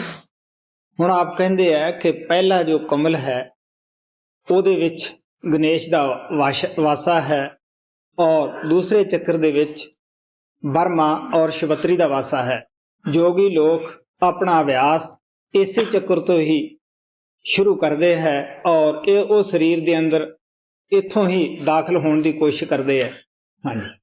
ਪ੍ਰਥਮ ਕਮਲ ਗਣੇਸ਼ ਬਿਲਾਸਾ, ਕਮਲ ਦੂਸਰੇ ਬ੍ਰਹਮ ਬਾਸਾ, ਕਮਲ ਤੀਸਰੇ ਵਿਸ਼ਨ ਪ੍ਰਕਾਸ਼ਾ, ਚਤੁਰਥ ਕਮਲ ਸ਼ਿਵ ਸ਼ਕਤੀ ਨਿਵਾਸਾ। ਹੁਣ ਆਪ ਕਹਿੰਦੇ ਆ ਤੀਸਰੇ ਕਮਲ ਦੇ ਅੰਦਰ ਵਿਸ਼ਨੂੰ ਦਾ ਵਾਸਾ ਹੈ। ਸਾਰੇ ਕਹਿੰਦੇ ਹੈ ਕਿ ਵਿਸ਼ਨੂੰ ਦੁਨੀਆ ਨੂੰ ਪਾਲਦਾ ਹੈ। ਇਹ ਸੱਚ ਹੈ ਕਿ ਮਿਹਦੇ ਦੇ ਅੰਦਰੋਂ ਬਹੁਤ ਸਾਰੀਆਂ ਰਗਾਂ ਸਾਰੇ ਸਰੀਰ ਨੂੰ ਨਾੜੀਆਂ ਜਾਂਦੀਆਂ ਹਨ ਜੋ ਸਾਰੇ ਸਰੀਰ ਦੀ ਪਰਵਿਸ਼ ਕਰਦੀਆਂ ਹਨ। ਇਸ ਵਾਸਤੇ ਆਪ ਕਹਿਣ ਲੱਗੇ ਉੱਥੋਂ ਦਾ ਜਿਹੜਾ ਚਾਨਣਾ ਹੈ ਉਹ ਸਫੈਦ ਹੈ ਔਰ ਚੌਥੇ ਕਮਲ ਦੇ ਅੰਦਰ ਸ਼ਿਵ ਔਰ ਪਾਰਵਤੀ ਦਾ ਵਾਸਾ ਹੈ। ਇਹ ਸਾਡੇ ਸਵਾਸਾਂ ਦੇ ਭੰਡਾਰ ਦੇ ਮਾਲਕ ਹੈ। ਕਮਲ ਤੀਸਰੇ ਵਿਸ਼ਨ ਪ੍ਰਕਾਸ਼ਾ, ਚਤੁਰਥ ਕਮਲ ਸ਼ਿਵ ਸ਼ਕਤੀ ਨਿਵਾਸਾ, ਆਤਮ ਕਮਲ ਪਾਂਚਵਾਂ ਹੋਈ, ਛਟਾ ਕਮਲ ਪਰਮਾਤਮ ਸੋਈ। ਹੁਣ ਆਪ ਕਹਿੰਦੇ ਆ ਪੰਜਵੇਂ ਕਮਲ ਦੇ ਅੰਦਰ ਸ਼ਕਤੀ ਬੈਠੀ ਹੈ ਜਿਸ ਨੂੰ ਅਸ਼ਟੰਗੀ ਅਸ਼ਟਭੁਜਾਂ ਵਾਲੀ ਦੁਰਗਾ ਕਰਕੇ ਵੀ ਬਿਆਨ ਕੀਤਾ ਹੈ। ਔਰ ਜਿਹੜਾ ਛੇਵਾਂ ਕਮਲ ਹੈ ਉਹ ਅੱਖਾਂ ਦੇ ਪਿੱਛੇ ਹੈ, ਜਿੱਥੇ ਮਨ ਔਰ ਆਤਮਾ ਦੀ ਸੀਟ ਹੈ। ਜੋਗੀਆਂ ਦੀ ਆਖਰੀ, ਇੱਥੇ ਜਾ ਕੇ ਜੋਗੀਆਂ ਦੀ ਮੰਜ਼ਿਲ ਜੋ ਹੈ ਖਤਮ ਹੋ ਜਾਂਦੀ ਹੈ। ਲੇਕਿਨ ਸੰਤ ਆਪਣੇ ਸੇਵਕਾਂ ਨੂੰ ਥੱਲੇ ਦੇ ਅਕਾ ਦੇਣ ਵਾਲੇ ਅਭਿਆਸਾਂ ਦੇ ਵਿੱਚ ਨਹੀਂ ਫਸਾਉਂਦੇ ਗੇ। ਉਹ ਆਪਣੇ ਸੇਵਕਾਂ ਦਾ ਅਭਿਆਸ ਸ਼ੁਰੂ ਹੀ ਇੱਥੋਂ ਕਰਦੇ ਹੈ, ਜਿੱਥੇ ਕਿ ਜੋਗੀਆਂ ਦੀ ਆਖਰੀ ਮੰਜ਼ਿਲ ਹੈ। ਆਤਮ ਕਮਲ ਪਾਂਚਵਾਂ ਹੋਈ, ਛਟਾ ਕਮਲ ਪਰਮਾਤਮ ਸੋਈ। ਕਮਲ ਸਾਤਵੇਂ ਕਾਲ ਬਸੇਰਾ, ਜੋਤ ਨਿਰੰਜਨ ਕਾ ਵਹਾਂ ਡੇਰਾ। ਹੁਣ ਆਪ ਕਹਿੰਦੇ ਹੈ ਕਿ ਸੱਤਵਾਂ ਕਮਲ, ਜਾਂ ਤਾਂ ਇਹ ਕਹਿ ਲਓ ਕਿ ਉੱਥੇ ਕਾਲ ਵਸਦਾ ਹੈ ਔਰ ਜੋਤ ਨਿਰੰਜਨ ਦਾ ਉੱਥੇ ਵਾਸਾ ਹੈ। ਇਹ ਸੂਖਸ਼ਮ ਦੇਸ਼ ਦੀ ਰਾਜਧਾਨੀ ਹੈ। ਰਾਮ ਕ੍ਰਿਸ਼ਨ ਇੱਥੋਂ ਹੀ ਅਵਤਾਰ ਸੰਸਾਰ ਵਿੱਚ ਆਏ ਸਨ। ਜੋ ਵੀ ਅਵਤਾਰ ਆਉਂਦਾ ਹੈ ਇੱਥੋਂ ਹੀ ਆਉਂਦੇ ਹਨ। ਕਮਲ ਸਾਤਵੇਂ ਕਾਲ ਬਸੇਰਾ, ਜੋਤ ਨਿਰੰਜਨ ਕਾ ਵਹਾਂ ਡੇਰਾ। ਕਮਲ ਆਠਵਾਂ ਟਿਕਟੀ ਮਾਹੀ, ਸੂਰਜ ਬ੍ਰਹਮ ਬਸੇ ਤਿਹ ਠਾਈ। ਹੁਣ ਆਪ ਕਹਿੰਦੇ ਆ ਅੱਠਵਾਂ ਕਮਲ ਤਿਰਕੁਟੀ ਦੇ ਵਿੱਚ ਹੈ। ਅਗਰ ਅਸੀਂ ਇੱਥੋਂ ਦੇ ਹਜ਼ਾਰਾਂ ਸੂਰਜ ਇਕੱਠਾ ਕਰੀਏ ਤਾਂ ਤਿਰਕੁਟੀ ਦੇ ਇੱਕ ਸੂਰਜ ਦਾ ਮੁਕਾਬਲਾ ਵੀ ਨਹੀਂ ਕਰਦਾਗਾ। ਤਿਰਕੁਟੀ ਦੇ ਅੰਦਰ ਸਾਡੀ ਆਤਮਾ ਨੂੰ ਬਹੁਤ ਅਰਸਾ ਰਹਿ ਕੇ ਅਭਿਆਸ ਕਰਨਾ ਪੈਂਦਾ ਹੈ, ਕਿਉਂਕਿ ਜਨਮਾਂ ਜਨਮਾਤਰਾਂ ਦੇ ਸਾਡੇ ਜਿਹੜੇ ਕਰਮ ਸਟੋਰ ਹੋਏ ਹੈ ਇੱਥੇ ਖਤਮ ਕਰਨੇ ਪੈਂਦੇ ਹਨ। ਗੁਰੂ ਦਿਆਲੂ ਪੁਰਸ਼ ਹੁੰਦਾ ਹੈ, ਉਹ ਸਾਡੇ ਕਿਰੇਮਾਨ ਔਰ ਸੰਚਿਤ ਕਰਮਾਂ ਨੂੰ ਖਤਮ ਕਰ ਦਿੰਦਾ ਹੈ ਆਪਣੀ ਦਇਆ ਦੇ ਨਾਲ। ਉਹ ਪ੍ਰਾਲਬਤ ਨੂੰ ਨਹੀਂ ਛੇੜਦਾਗਾ, ਉਹ ਦੇਹ ਦੇ ਵਿੱਚ ਹੀ ਭੁਗਤਾ ਲੈਂਦਾ ਹੈ। ਕੁਛ ਉਹ ਆਪਣੀ ਦਇਆ ਦੇ ਨਾਲ ਆਪਣੇ ਉੱਪਰ ਵੀ ਲੈ ਲੈਂਦਾ ਹੈ। ਕਮਲ ਆਠਵਾਂ ਤ੍ਰਿਕੁਟੀ ਮਾਹੀ, ਸੂਰਜ ਬ੍ਰਹਮ ਬਸੇ ਤਿਹ ਠਾਈ। ਨਵਾਂ ਕਮਲ ਹੈ ਦਸਵੇਂ ਦੁਆਰੇ, ਪਾਰ ਬ੍ਰਹਮ ਜਹਾਂ ਬਸੇ ਨਿਰਾਰੇ। ਹੁਣ ਆਪ ਕਹਿੰਦੇ ਨਾਵਾਂ ਕਮਲ ਜੋ ਹੈ ਉਹ 10ਵੇਂ ਦੁਆਰ ਦੇ ਵਿੱਚ ਹੈ। ਔਰ ਜਿਸ ਤਰ੍ਹਾਂ ਆਤਮਾ ਅਕਰਤਾ ਅਭੋਗਤਾ ਹੈ, ਕਰਮ ਜਿਹੜੇ ਹੈ ਉਹ ਮਨ ਕਰਦਾ ਹੈ, ਇਸੇ ਤਰ੍ਹਾਂ ਜੋ ਦੁਨੀਆ ਦੀ ਰਚਨਾ ਹੈ ਉਹ ਬ੍ਰਹਮ ਕਾਲ ਕਰ ਰਿਹਾ ਹੈ ਔਰ ਪਾਰ ਬ੍ਰਹਮ ਜੋ ਹੈ ਉਹ ਅਕਰਤਾ ਅਭੋਗਤਾ ਹੈ। ਨਵਾਂ ਕਮਲ ਹੈ ਦਸਵੇਂ ਦੁਆਰੇ, ਪਾਰ ਬ੍ਰਹਮ ਜਾਂ ਬਸੇ ਨਿਰਾਰੇ। ਮਹਾ ਸੁਨ ਮੇਂ ਕਮਲ ਅਚਿੰਤਾ, ਕਮਲ ਦਸਮ ਕਾ ਵਹਾਂ ਬਰਤੰਤਾ। ਹੁਣ ਆਪ ਕਹਿੰਦੇ ਕਿ ਜਦੋਂ ਅਸੀਂ ਪਾਰ ਬ੍ਰਹਮ ਦੇ ਦੇਸ਼ ਨੂੰ ਛੱਡਦੇ ਹਾਂ, ਉਦੋਂ ਅੱਗੇ ਬਹੁਤ ਅੰਧੇਰਾ ਦਾ ਇੱਕ ਦੀਪ ਆਉਂਦਾ ਹੈ ਕਿ ਜਿਸ ਨੂੰ ਆਤਮਾ ਪਾਰ ਨਹੀਂ ਕਰ ਸਕਦੀਗੀ। ਹਾਲਾਂਕਿ 10ਵੇਂ ਦੁਆਰ ਦੇ ਵਿੱਚ ਪਹੁੰਚੀ ਹੋਈ ਆਤਮਾ ਦਾ 12 ਸੂਰਜ ਦਾ ਨੂਰ ਹੋ ਜਾਂਦਾ ਹੈ, ਲੇਕਿਨ ਉਹ ਇਤਨਾ ਅੰਧੇਰਾ ਹੈ ਕਿ ਜਿਹਦੇ ਵਿੱਚ ਇਹਦਾ 12 ਸੂਰਜ ਦਾ ਜੋ ਨੂਰ ਹੈ, ਪ੍ਰਕਾਸ਼ ਹੈ, ਉਹ ਕੰਮ ਨਹੀਂ ਦਿੰਦਾਗਾ। ਲੇਕਿਨ ਇੱਥੇ 10ਵੇਂ ਕਮਲ ਦੇ ਵਿੱਚ ਜ਼ੁਲਮਾਤ ਦੇ ਅੰਧੇਰੇ ਦੇ ਅੰਦਰ ਥੱਲੇ ਦੀ ਰਚਨਾ ਬੜੀ ਸਾਫ਼ ਨਜ਼ਰ ਦੇ ਵਿੱਚ ਆਉਂਦੀ ਹੈ। ਜਿਵੇਂ ਇੱਥੇ ਮੈਂ ਤੁਹਾਨੂੰ ਦੇਖ ਰਿਹਾ ਹਾਂ, ਥੱਲੇ ਦੀ ਰਚਨਾ ਉੱਥੇ ਪਹੁੰਚੀ ਹੋਈ ਆਤਮਾ ਨੂੰ ਇਸ ਤਰ੍ਹਾਂ ਸਾਫ਼ ਨਜ਼ਰ ਆਉਂਦੀ ਹੈ, ਜਿਸ ਤਰ੍ਹਾਂ ਸ਼ੀਸ਼ੇ ਦੇ ਵਿੱਚ ਤੁਸੀਂ ਆਪਣਾ ਚਿਹਰਾ ਦੇਖ ਰਹੇ ਹੁੰਦੇ ਆ। ਹਿੰਦੂ ਸ਼ਾਸਤਰਾਂ ਦੇ ਵਿੱਚ ਲਿਖਿਆ ਹੈ ਕਿ ਗੁਰੂ ਉਹ ਹੈ ਜੋ ਅੰਧੇਰੇ ਦੇ ਵਿੱਚ ਪ੍ਰਕਾਸ਼ ਕਰਦੇ ਹੋਏ ਇੱਥੇ ਆਤਮਾ ਪਹੁੰਚੀ ਹੋਈ ਨੂੰ ਪਤਾ ਨਹੀਂਗਾ ਕਿ ਮੈਂ ਕਿੱਧਰ ਜਾਣਾ ਹੈ, ਅੱਗੇ ਦੇ ਰਸਤੇ ਦਾ ਕੋਈ ਗਿਆਨ ਨਹੀਂ ਹੁੰਦਾਗਾ। ਗੁਰੂ ਵੈਸੇ ਤਾਂ ਹਰ ਮੰਜ਼ਿਲ ਦੇ ਉੱਤੇ ਸਾਹ ਨਾਲ ਸੇਵਕ ਦੇ ਨਾਲ ਹੈ, ਲੇਕਿਨ ਇੱਥੇ ਤਾਂ ਖਾਸ ਉਹਦੀ ਦਇਆ ਹੁੰਦੀ ਹੈ। ਉਸ ਨੂੰ ਪਤਾ ਹੈ ਕਿ ਕੋਈ ਆਤਮਾ ਇੱਥੋਂ ਅੱਗੇ ਨਹੀਂ ਜਾ ਸਕਦੀ। ਉਹ ਇੱਥੋਂ ਆਤਮਾ ਨੂੰ ਆਪਣੇ ਨੂਰ ਔਰ ਪ੍ਰਕਾਸ਼ ਦੇ ਨਾਲ ਲਿਜਾਂਦਾ ਹੈ। ਉੱਥੇ ਪਤਾ ਲੱਗਦਾ ਹੈ ਕਿ ਗੁਰੂ ਕਿਸ ਤਾਕਤ ਦਾ ਨਾਮ ਹੈ, ਗੁਰੂ ਦਾ ਕੀ ਕੰਮ ਹੈ। ਮਹਾਂ ਸੁਨ में कमल अचिंता,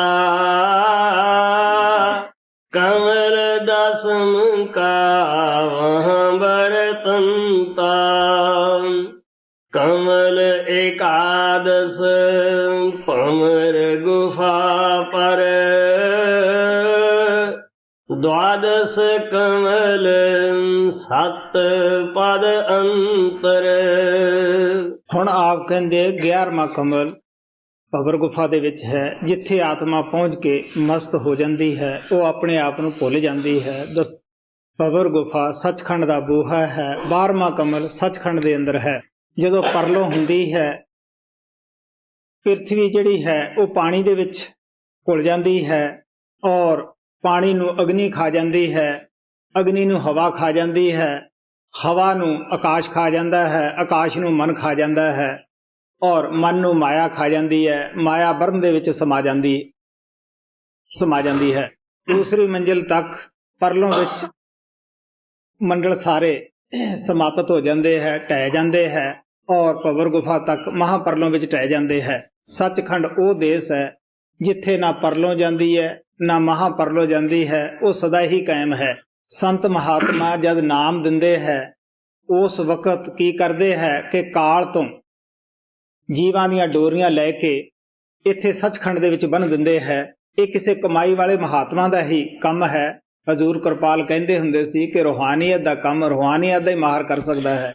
ਨਿਚਲੇ ਮੰਡਲਾਂ ਦੇ ਅੰਦਰ ਜਿੱਥੋਂ ਤੱਕ ਕਾਲ ਦਾ ਰਾਜ ਹੈ, ਹਰ ਜੀਵ ਦੀ ਡੋਰੀ ਉਸਨੇ ਆਪਣੇ ਮੰਡਲਾਂ ਦੇ ਅੰਦਰ ਛੁਪਾ ਕੇ ਰੱਖੀ ਹੈ, ਬੜੀਆਂ ਜੁਗਤੀ ਦੇ ਨਾਲ ਰੱਖੀਆਂ ਹੋਈਆਂ ਹੈ। ਸੰਤ ਆਪਣੀ ਦਇਆ ਕਰਕੇ ਉਹ ਕਾਲ ਤੋਂ ਸਾਰੀਆਂ ਡੋਰੀਆਂ ਲੈ ਕੇ ਜਿੱਥੋਂ ਦਾ ਕੋਈ ਅਧਿਕਾਰੀ ਹੈ, ਸਭ ਦਾ ਇਸ਼ਟ ਸੱਚਖੰਡ ਬੰਨ ਦਿੰਦੇ ਹੈ। कमल एकादश पमर गुफा पर, द्वादश कमल सत पद अंतर, खट चक्कर यह पिंड सवारा, तीन चक्र ब्रह्मंड आधारा। ਹੁਣ ਆਪ ਕਹਿੰਦੇ ਹੈ ਕਿ ਪਿੰਡ ਦੇ ਅੰਦਰ 6 ਚੱਕਰ ਹੈ ਔਰ ਬ੍ਰਹਮੰਡ ਦੇ ਅੰਦਰ ਹੋਰ 3 ਚੱਕਰ ਹੈ, ਜਿਹੜੇ ਸੰਤਾਂ ਤੋਂ ਬਗੈਰ ਅੱਜ ਤੱਕ ਕਦੇ ਨਹੀਂ ਕਿਸੇ ਨੇ ਖੋਲ੍ਹੇ ਗਏ। ਉਹ ਸੰਤਾਂ ਦੀ ਦਇਆ ਦੇ ਨਾਲ ਹੀ ਖੁੱਲ੍ਹਦੇ ਹੈ। ਅਲੱਖ ਹੈ, ਅਗੰਮ ਹੈ, ਅਨਾਮੀ ਹੈ। खट चक्कर यह पिंड सवारा, तीन चक्कर ब्रह्मंड आधारा, तीन कमल जो ऊपर रहे, संत बिना कोई बारन ना कहे। ਹੁਣ ਆਪ ਕਹਿੰਦੇ ਹੈ ਕਿ ਜੋਗੀ ਸਿਰਫ ਦੂਸਰੀ ਮੰਜ਼ਿਲ ਤੱਕ ਪਹੁੰਚੇ ਹੈ। ਜਿਹੜੇ ਜੋਗੀਸ਼ਰ ਹੈ ਉਹ 10ਵੇਂ ਦੁਆਰ ਤੱਕ ਪਾਰ ਬ੍ਰਹਮ ਤੱਕ ਪਹੁੰਚੇ ਹੈ, ਉਹ ਵੀ ਕੋਈ ਵਿਰਲਾ ਹੀ। ਹੁਣ ਜਿਹੜੇ ਸੱਚਖੰਡ ਨਹੀਂ ਗਏ, ਉਹਨਾਂ ਨੂੰ ਉੱਪਰਲੇ ਅਲੱਖ ਅਗੰਮ ਅਨਾਮੀ ਜਿਹੜੇ 3 ਮੰਡਲ ਹੈ, ਉਹਨਾਂ ਦਾ ਕੀ ਉਹਨਾਂ ਨੂੰ ਗਿਆਨ ਹੋ ਸਕਦਾ, ਕੀ ਪਤਾ ਹੋ ਸਕਦਾ ਹੈ। तीन कमल जो ऊपर रहे, संत बिना कोई बारन ना कहे, खष्ट कमल तक जोगी आसन, नवे कमल जोगीश्वर बासन। ਹੁਣ ਆਪ ਕਹਿੰਦੇ ਹੈ ਕਿ ਜਿਹੜੇ ਜੋਗੀ ਹੈ ਉਹ ਵੱਧ ਤੋਂ ਵੱਧ ਤ੍ਰਿਕੁਟੀ ਤੱਕ ਹੀ ਪਹੁੰਚੇ, ਅੱਗੇ ਦਾ ਉਹਨਾਂ ਨੂੰ ਪਤਾ ਨਹੀਂਗਾ। ਜੋਗੀਸ਼ਰ ਜਿਹੜੇ ਸਨ ਉਹ 10ਵੇਂ ਦੁਆਰ ਤੱਕ ਹੀ ਪਹੁੰਚੇ, ਉਹਨਾਂ ਨੂੰ ਅੱਗੇ ਦਾ ਕੋਈ ਪਤਾ ਨਹੀਂ। ਜਦੋਂ ਗਾਹਾਂ ਉਹ ਗਏ ਨਹੀਂ, ਉੱਥੋਂ ਦਾ ਭੇਦ ਵੀ ਕੀ ਆਪਣੇ ਗ੍ਰੰਥਾਂ ਵਿੱਚ ਲਿਖ ਸਕਦੇ ਸੀਗੇ। खासट कमल तक जोगी आसन, नवे कमल जोगेश्वर बासन। पिंड ब्रह्मंड का इतना लेखा, जोगी ज्ञानी यहाँ तक पेखा। ਹੁਣ ਸਵਾਮੀ ਜੀ ਮਹਾਰਾਜ ਕਹਿੰਦੇ ਹੈ ਕਿ ਜੋ ਕੁਛ ਪਿੰਡ ਦੇ ਵਿੱਚ ਹੈ ਉਹ ਇਤਨਾ ਹੀ ਲੇਖਾ ਹੈ ਜਿਹੜਾ ਮੈਂ ਤੁਹਾਨੂੰ ਦੱਸ ਦਿੱਤਾ ਹੈ। ਜੋਗੀ ਲੋਕ त्रिकुटी तक पहुंचे, जुगीश्वर दसवें द्वार तक पहुंचे। जेड़े ज्ञानी आलम फाजिल है वो बाहर ही वाल दी खल लाउण दे उत्ते तुले रहे, ना वो अंदर गए, ना अंदर दा भेद उन्होंने देखा।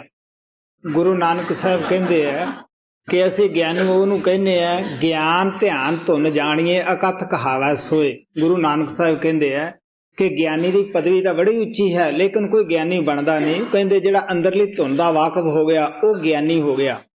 लेकिन जिस तरह का असी ज्ञान करते हैं गुरु नानक साहब कहते हैं ये कौड़ी कम नहीं गा। हर हर करे नित कपट कमाए, हिरदा सुध न होई, ज्ञानी गुरबिन भगत न होई। पिंड ब्रह्मंड का इतना लेखा, जोगी ज्ञानी यहाँ तक पेखा। आगे का कोई भेद न जाने, तीन कमल सो संत बखाने।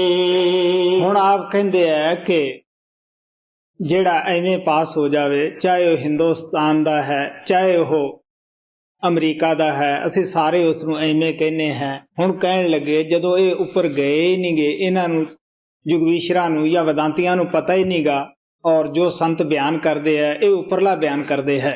ਗੁਰੂ ਨਾਨਕ ਦੇ ਨਾਲ ਯੋਗੀਆਂ ਨੇ, ਸਿੱਧਾਂ ਨੇ ਬਹੁਤ ਸਾਰੀਆਂ ਗੋਸ਼ਟਾਂ ਕੀਤੀਆਂ, ਕਿਉਂਕਿ ਪਹਿਲਾਂ ਤਾਂ ਉਹਨਾਂ ਨੂੰ ਇਹ ਹੰਕਾਰ ਸੀ ਕਿ ਇਹ ਛੋਟੀ ਉਮਰ ਦਾ ਹੈ, ਸਾਡੀਆਂ ਬਹੁਤ ਲੰਮੀਆਂ ਉਮਰਾਂ ਹਨ।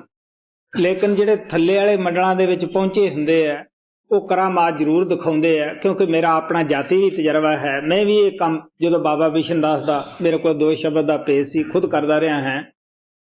ਉਹਨਾਂ ਨੂੰ ਇਹ ਸੀ ਕਿ ਅਗਰ ਤੂੰ ਇੰਨਾ ਕੁਝ ਬਿਆਨ ਕਰਦਾ ਹੈ ਕੋਈ ਕਰਾਮਾਤ ਦਿਖਾ। ਆਖਰ ਜਦ ਅਚਲ ਬਟਾਲੇ ਦੇ ਅੰਦਰ ਇਹਨਾਂ ਦੀ ਗੋਸ਼ਟ ਹੋਈ, ਯੋਗੀਆਂ ਨੇ ਅਸਮਾਨ ਦੇ ਵਿੱਚ ਉੱਡਣਾ ਸ਼ੁਰੂ ਕਰ ਦਿੱਤਾ ਔਰ ਅੱਗ ਬਰਸਾਉਣੀ ਸ਼ੁਰੂ ਕਰ ਦਿੱਤੀ। ਜਿਹੜੀ ਸੰਗਤ ਸੀ ਗੁਰੂ ਨਾਨਕ ਦੇ ਕੋਲੇ ਸਤਸੰਗ ਸੁਣ ਰਹੀ, ਔਰ ਇਹ ਕਾਰਾ ਉਸ ਵਕਤ ਦੇ ਵਿੱਚ ਉਹਨਾਂ ਨੇ ਵਰਤਾਇਆ ਸੀਗਾ, ਔਰ ਸੰਗਤ ਸਾਰੀ ਡਰ ਗਈ ਕਿ ਮਹਾਰਾਜ ਜੀ ਯੋਗੀ ਤਾਂ ਸਭ ਨੂੰ ਸਾੜ ਦੇਣਗੇ, ਸਭ ਦਾ ਨੁਕਸਾਨ ਕਰ ਦੇਣਗੇ, ਔਰ ਤੁਸੀਂ ਇਹਨਾਂ ਨੂੰ ਗੁਰੂ ਧਾਰਨ ਕਰ ਲਓ।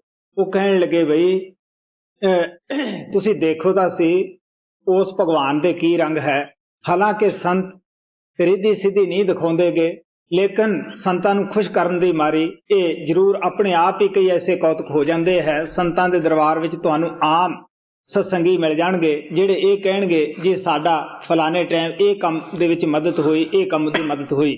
ਗੁਰੂ ਨਾਨਕ ਸਾਹਿਬ ਨੇ ਸਤ ਕਰਤਾਰ ਕਹਿ ਕੇ ਇੱਕ ਖੜਾਮ ਛੱਡੀ ਔਰ ਯੋਗੀਆਂ ਦੇ ਪਛਣੇ ਦੇ ਨਾਲ ਖੂਬ ਸਿਰ ਮਨਾਏ ਹੋਏ ਸਨ, ਔਰ ਉਹ ਖੜਾਮ ਹਰ ਇੱਕ ਦੇ ਸਿਰ ਦੇ ਵਿੱਚ ਵੱਜ ਰਹੀ ਸੀਗੀ, ਔਰ ਯੋਗੀ ਡਰਦੇ ਮਾਰੇ ਥੱਲੇ ਉਤਰ ਆਏ, ਮੁੜ ਕੇ ਹਰਕਤ ਨਹੀਂ ਕੀਤੀ ਔਰ ਮਾਫੀ ਮੰਗ ਕੇ ਚਲੇ ਗਏ।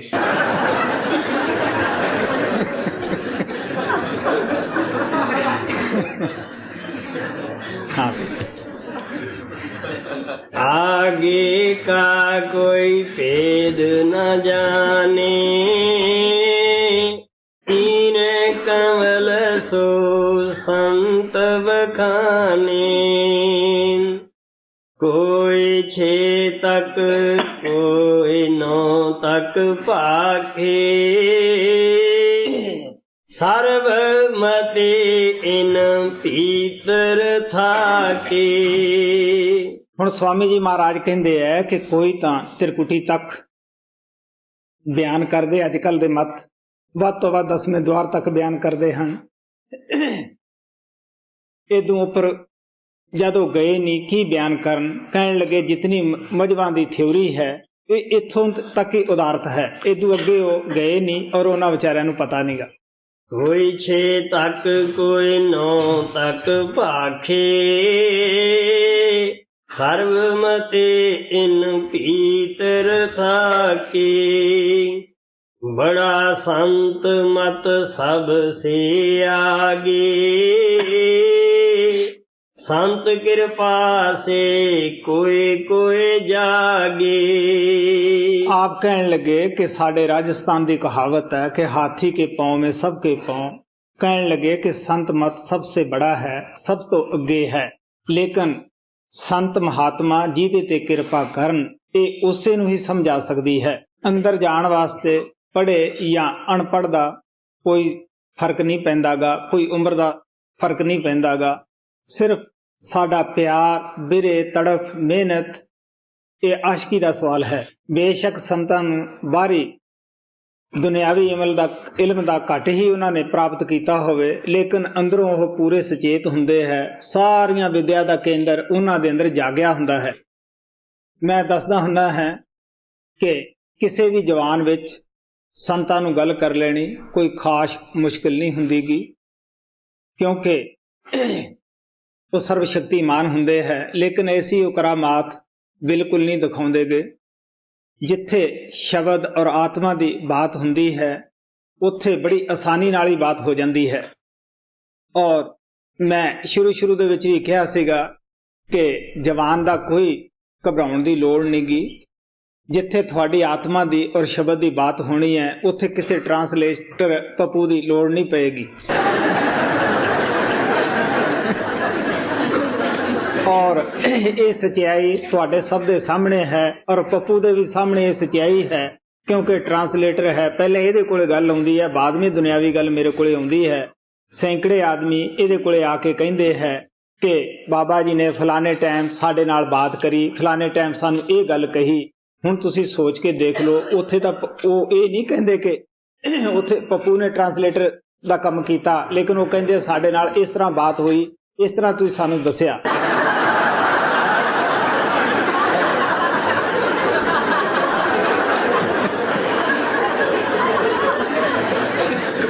ਔਰ ਇਹ ਸੱਚਾਈ ਦੀ ਗਵਾਹੀ ਜਿਹੜੀ ਹੈ ਤੁਹਾਡੇ ਅਨੇਕਾਂ ਪੱਤਰ ਦੇ ਰਹੇ ਹੈ ਔਰ ਇੰਟਰਵਿਊ ਦੇ ਵਿੱਚ ਅਨੇਕਾਂ ਹੀ ਪ੍ਰੇਮੀ ਆ ਕੇ ਬਤਾ ਰਹੇ ਹੈ। ਹਾਂ, बड़ा संत मत सबसे आगे, संत कृपा से कोई कोई जागे। जो पहुँचे द्वादश स्थाना, सोई कहिए संत सजाना। स्वामी जी महाराज आपदे सेवक ਨੂੰ ਬੜੇ ਪਿਆਰ ਨਾਲ ਸਮਝਾ ਰਹੇ ਹੈ ਕਿ ਦੇਖ ਬੱਚਾ, ਜਿਹੜਾ 10ਵੇਂ ਕਮਲ ਸੱਚਖੰਡ ਦੇ ਵਿੱਚ ਪਹੁੰਚ ਜਾਵੇ ਆਪਣੀ ਮਿਹਨਤ ਔਰ ਗੁਰੂ ਦੀ ਦਇਆ ਨਾਲ ਉਹੀ ਸੰਤ ਕਹਾ ਸਕਦਾ ਹੈ। जो पहुँचे द्वादश स्थाना, सोई कहिए संत सजाना। संतन का मत सबसे ऊंचा, जो परखे सोई तुर पहुंचा। स्वामी जी महाराज कहते कि संतां दा मत सब तो उच्चा है और ਜਿਹੜਾ ਕੋਈ ਅੰਦਰ ਜਾਵੇ ਉਹੀ ਇਸ ਦੀ ਪਰਖ ਕਰ ਸਕਦਾ ਹੈ। ਸੰਤ ਇਹ ਨਹੀਂ ਕਹਿੰਦੇਗੇ ਕਿ ਤੁਸੀਂ ਅੰਦਰ ਨਾ ਜਾਓ, ਬਲਕਿ ਉਹ ਤਾਂ ਸਾਨੂੰ ਹਰ ਟਾਈਮ ਇਹ ਸਮਝਾਉਂਦੇ ਆ ਕਿ ਤੁਸੀਂ ਮਿਹਨਤ ਕਰਕੇ ਅੰਦਰ ਜਾਓ, ਸੱਚਾਈ ਨੂੰ ਖੁਦ ਅੱਖਾਂ ਦੇ ਨਾਲ ਦੇਖੋ ਜੋ ਅਸੀਂ ਦੱਸ ਰਹੇ ਹਾਂ। संतन का मत सबसे ऊंचा, जो परखे सोई तुर पहुंचा। पहुंचे की क्या करूं बड़ाई, सब मत उसके नीचे आए। स्वामी जी महाराज कहते कि ਜਿਹੜਾ ਉੱਥੇ ਸੱਚਖੰਡ ਦੇ ਵਿੱਚ ਪਹੁੰਚ ਜਾਂਦਾ ਹੈ, ਮੈਂ ਉਹਦੀ ਕੀ ਮਹਿਮਾ ਜਾਂ ਵਡਿਆਈ ਕਰ ਸਕਦਾ ਹਾਂ। ਸਾਰੇ ਮਤ ਇਹਦੇ ਥੱਲੇ ਥੱਲੇ ਰਹਿ ਜਾਂਦੇ ਹੈ। पहुँचे की क्या करूं बड़ाई, सब मत उसके नीचे आए। जो मन में परती प्रीत न देखो, तो कबीर गुरबानी पेखो। ਮੈਂ ਦੱਸਿਆ ਸੀਗਾ ਪਰਸੋਂ ਦੇ ਸਤਸੰਗ ਦੇ ਅੰਦਰ ਕਿ ਸੰਤ ਮਹਾਤਮਾ ਕਿਸੇ ਗ੍ਰੰਥ ਪੁਸਤਕ ਦੇ ਸਹਾਰੇ ਆਪਣਾ ਮਿਸ਼ਨ ਨਹੀਂ ਚਲਾਉਂਦੇ ਗੇ। ਉਹਨਾਂ ਦਾ ਮਿਸ਼ਨ ਆਪਣੇ ਤਜਰਬੇ ਦੇ ਆਧਾਰ ਉੱਤੇ ਹੁੰਦਾ ਹੈ, ਪ੍ਰਮਾਤਮਾ ਦੀ ਦਇਆ ਨਾਲ ਚੱਲਦਾ ਹੈ। ਪਿਛਲੇ ਮਹਾਤਮਾ ਦੀ ਬਾਣੀ ਤਾਂ ਸਿਰਫ ਉਹ ਅਗਵਾਹੀ ਦੇ ਤੌਰ ਦੇ ਉੱਤੇ ਪੇਸ਼ ਕਰਦੇ ਹੈ। ਹੁਣ ਆਪਣੇ ਸ਼ਿਸ਼ ਨੂੰ ਕਹਿੰਦੇ ਆ ਕਿ ਦੇਖ ਬੱਚਾ, ਅਗਰ ਜੇ ਤੇਰੇ ਮਨ ਦੇ ਵਿੱਚ ਪ੍ਰਤੀਤ ਨਹੀਂ ਤਾਂ ਤੂੰ ਗੁਰੂ ਨਾਨਕ ਦੀ ਜਾਂ ਕਬੀਰ ਦੀ ਬਾਣੀ ਪੜ੍ਹ ਕੇ ਦੇਖ, ਉਹਨਾਂ ਦੀ ਬਾਣੀ ਦੇ ਵਿੱਚੋਂ ਇਹ ਸਹੀ ਜੋ ਮੈਂ ਬਿਆਨ ਕਰਦਾ ਤੈਨੂੰ ਮਿਲੇਗਾ। जो मन में प्रतीत न देखो, तो कबीर गुरबानी पेखो। तुलसी साहिब का मत जोई, पलटू जग जीवन कहे सोई। ਕਹਿੰਦੇ ਤੁਲਸੀ ਸਾਹਿਬ ਨੇ ਵੀ ਇਹੀ ਕੁਝ ਬਿਆਨ ਕੀਤਾ ਜੋ ਮੈਂ ਬਿਆਨ ਕਰ ਰਿਹਾ ਹਾਂ, ਔਰ ਜਗਜੀਵਨ ਸਾਹਿਬ ਵੀ ਇਸੇ ਤਰ੍ਹਾਂ ਬਿਆਨ ਕਰਦੇ ਹੈ। तुलसी साहिब का मत जोई, पलटू जग जीवन कहे सोई। इन संतन का देव परमाना, इनकी बानी साख बखाना। ਹੁਣ ਕਹਿਣ ਲੱਗਿਆ ਕਿ ਪਲਟੂ ਸਾਹਿਬ, ਜਗਜੀਵਨ ਸਾਹਿਬ ਔਰ ਗੁਰੂ ਨਾਨਕ, ਕਬੀਰ ਸਾਹਿਬ, ਜਿਨ੍ਹਾਂ ਮਹਾਤਮਾ ਦਾ ਮੈਂ ਬਾਣੀ ਇਸ ਵਾਸਤੇ ਤੈਨੂੰ ਦੱਸੀ ਹੈ ਕਿ ਮੈਂ ਅਗਵਾਈ ਦੇ ਤੌਰ ਤੇ ਪੇਸ਼ ਕੀਤੀ ਹੈ। ਜੋ ਮੈਂ ਬਿਆਨ ਕੀਤਾ ਹੈ ਮੈਥੋਂ ਪਹਿਲਾਂ ਇਹਨਾਂ ਮਹਾਤਮਾ ਨੇ ਵੀ ਕੀਤਾ ਹੈ। इन संतन का देव परमाना, इनकी बानी साख बखाना। जोग ज्ञान मत इनहूं पाखा, पुन संतन मत ऊंचा राखा। ਕਹਿਣ ਲੱਗੇ ਕਿ ਇਹਨਾਂ ਮਹਾਤਮਾ ਨੇ ਕਮਾਈਆਂ ਕੀਤੀਆਂ, ਯੋਗ ਨੂੰ ਵੀ ਇਹ ਸਮਝਦੇ ਸਨ, ਯੋਗਾ ਅਭਿਆਸ ਵੀ ਇਹਨਾਂ ਨੇ ਕੀਤਾ, ਲੇਕਿਨ ਆਖਰੀ ਜੋ ਤਜਰਬਾ ਇਹਨਾਂ ਨੂੰ ਮਿਲਿਆ ਸੰਤ ਮਤ ਦਾ, ਇਸ ਵਾਸਤੇ ਉਹਨਾਂ ਨੇ ਸਾਰਿਆਂ ਮਤਾਂ ਦਾ ਬਿਆਨ ਕਰਕੇ, ਅਧਿਐਨ ਕਰਕੇ ਸੰਤ ਮਤ ਨੂੰ ਉੱਚਾ ਕਰਕੇ ਬਿਆਨ ਕੀਤਾ ਹੈ। जोग ज्ञान मत इनहूं पाखा, पुन संतन मत ऊंचा राखा। जोगी और वेदांती पाए, संतन मत पर पीत न लाए। ਸਵਾਮੀ ਜੀ ਮਹਾਰਾਜ ਕਹਿੰਦੇ ਯੋਗੀ ਔਰ ਵਦਾਂਤੀ ਉਹ ਸੰਤ ਮਤ ਤੇ ਪ੍ਰਤੀਤ ਨਹੀਂ ਲਿਆਉਂਦੇ। ਕਿਉਂ ਨਹੀਂ ਲਿਆਉਂਦੇ? ਕਿ ਜਦੋਂ ਉੱਥੇ ਪਹੁੰਚੇ ਹੀ ਨਹੀਂ। ਇੱਕ ਆਦਮੀ ਜ਼ਮੀਨ ਤੇ ਖੜਾ ਹੈ, ਇੱਕ ਕੋਠੇ ਦੀ ਛੱਤ ਤੇ ਖੜਾ ਹੈ, ਜਿਹੜਾ ਉੱਪਰ ਛੱਤ ਤੇ ਗਿਆ ਹੀ ਨਹੀਂ, ਉਹਨੂੰ ਕੀ ਪਤਾ ਹੈ ਕਿ ਛੱਤ ਦੇ ਉੱਤੇ ਕੋਈ ਸਮਾਨ ਹੈ ਜਾਂ ਨਹੀਂ ਹੈ। ਦਾਦੂ ਸਾਹਿਬ ਵੀ ਕਹਿੰਦੇ ਹੈ, ਵੇਦ ਨਾ ਭੇਖ ਜਾਣਤ ਕੋਈ ਦੇ, ਵੇਦ ਨਾ ਭੇਦ ਭੇਖ ਨਾ ਜਾਣਤ ਕੋਈ ਦੇਤ ਨਾ ਹਾਮੀ। ਕਹਿਣ ਲੱਗੇ ਕਿ ਅਫਸੋਸ ਤਾਂ ਇਸ ਚੀਜ਼ ਦਾ ਹੈ ਕਿ ਵੇਦ ਜਿਹੜੇ ਹੈ ਉਹ ਦੂਸਰੀ ਮੰਜ਼ਿਲ ਤੱਕ ਹੀ ਬਿਆਨ ਕਰਦੇ ਹੈ, ਭੇਖ ਬਾਹਰ ਹੀ ਬਾਹਰ ਵਿਚਾਰੇ ਤੁਰੇ ਫਿਰਦੇ ਹੈ। ਇਹ ਵੀ ਨਹੀਂ ਲੋਕ ਕਹਿੰਦੇ ਕਿ ਦਾਦੂ ਜੋ ਕੁਝ ਤੂੰ ਕਹਿ ਰਿਹਾ ਸੱਚ ਕਹਿ ਰਿਹਾ ਹੈ। ਦਾਦੂ ਸਾਹਿਬ ਕਹਿੰਦੇ ਹੈ, ਦਾਦੂ ਦੇਖਿਆ ਦੀਦਾ ਸਭ ਕੋਈ ਕਹਿਤ ਸ਼ਨੀਦਾ। ਉਹ ਕਹਿਣ ਲੱਗੇ ਅਸੀਂ ਰੱਬ ਨੂੰ ਅੱਖਾਂ ਨਾਲ ਦੇਖਿਆ ਹੈ, ਲੋਕ ਸੁਣੇ ਸੁਣਾਏ ਰੱਬ ਦੀਆਂ ਗੱਲਾਂ ਕਰਦੇ ਹਨ। ਉਹ ਕਿਸ ਤਰ੍ਹਾਂ ਪ੍ਰਤੀਤ ਲਿਆ ਸਕਦੇ ਆ ਜਿਨ੍ਹਾਂ ਨੇ ਉਸ ਭਗਵਾਨ ਨੂੰ ਦੇਖਿਆ ਨਹੀਂ। जोगी और वेदांती पाए, संतन मत पर पीत न लाए। वेद कतेब न पहुँचे तहाई, थके बीच में रसते माही। ਕਹਿਣ ਲੱਗੇ ਕਿ ਵੇਦ ਕੀ ਕਤੇਬ ਕੀ ਯੋਗੀ ਕੀ ਗਿਆਨੀ ਸਭੀ ਰਸਤੇ ਦੇ ਵਿੱਚ ਥੱਕ ਕੇ ਬੈਠ ਗਏ ਹੈ, ਅੱਗੇ ਇਹ ਜਾ ਹੀ ਨਹੀਂ ਸਕੇ। ਕਿਉਂ ਨਹੀਂ ਗਏ? ਕਿ ਇਹਨਾਂ ਨੂੰ ਅੱਗੇ ਦਾ ਕੋਈ ਗੁਰੂ ਨਹੀਂ ਮਿਲਿਆ। वेद कतेब न पहुँचे तहाई, थके बीच में रसते माही। बार बार कह कर समझाऊं,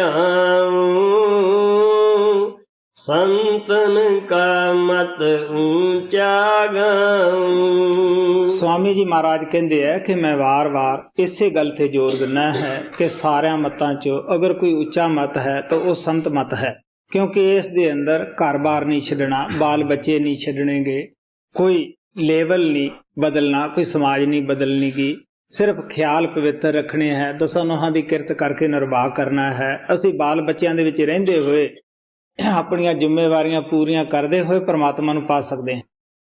बार बार कह कर समझाऊं,